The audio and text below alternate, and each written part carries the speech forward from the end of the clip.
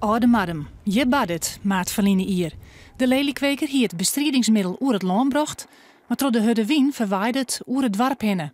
Nou, in de Oronomaitit wiet hier een zooi. Letterlijk een zooi.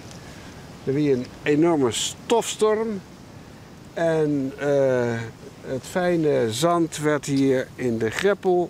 Nou, die greppel die lag helemaal vol. Het is dus een hele vieze, vette substantie die dat vergif in het zand raken en bij u hier in de buurt waaien. En dit is dat het us, de consument, en ik de leliekwekers om te dwan is. Een zo mooi mogelijke blom.